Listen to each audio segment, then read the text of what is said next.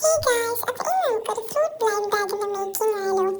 അപ്പോൾ അതിന് വേണ്ടിയിട്ട് ഒരു A4 ഷീറ്റ് സെൻറ്റർ ഫോൾഡ് ചെയ്തിട്ട് ഇങ്ങനത്തെ ഫ്രൂട്ട്സിൻ്റെ പിക്ചേഴ്സൊക്കെ വരച്ച് കളർ ചെയ്ത് കൊടുക്കുന്നുണ്ട്.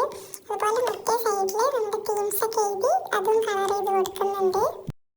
അതുപോലെ തന്നെ ഒരു കുഞ്ഞു ഷീറ്റിൽ നമുക്ക് ഏത് ടീമാണോ കൊടുക്കുന്നത് അതും എഴുതി കൊടുക്കാം.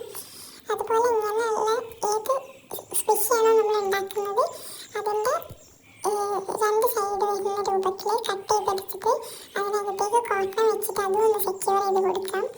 ഇനി നമ്മൾ ഈ സ്ക്വിഷ് ഇടാൻ വേണ്ടിയിട്ടുള്ള ഒരു പോക്കറ്റ് പോലത്തെ സംഭവം എടുക്കുന്നുണ്ട്. അപ്പോൾ അതും ഇങ്ങനെ ഈസി ആയിട്ട് ഉണ്ടാക്കി അത് നല്ല സെല്ലോ ടേപ്പ് വെച്ച് കവർ ചെയ്തിട്ട് ഒരു അടിപൊളി പാക്കറ്റാക്കി എടുക്കുന്നുണ്ട്. എന്നിട്ട് ഇത് ഈ സ്ക്വിഷ് ഇതിനകത്തേക്ക് ഇട്ട് കൊടുത്തിട്ട് അതും ഒന്ന് സെക്യൂർ ചെയ്ത് കൊടുക്കാം. ഇനി നമ്മൾ ആദ്യം ഉണ്ടാക്കിയ A4 ഷീറ്റിൻ്റെ സൈഡൊക്കെ സെല്ലോ ടേപ്പ് വെച്ച് കവർ ചെയ്തിട്ട് അതിലേക്ക് ഈ സംഭവങ്ങളൊക്കെ ഇട്ട് കൊടുക്കാം. എന്നിട്ട് മുകൾ ഭാഗം കൂടി കവർ ചെയ്താൽ നമ്മൾ അടിപൊളി സൂപ്പർ ആയിട്ടുള്ള ഫ്രൂട്ട് ബ്ലൈൻഡ് ബാഗ് റെഡിയാകും. അപ്പോൾ എല്ലാവരും ഒന്ന് ട്രൈ ചെയ്ത് നോക്കണം.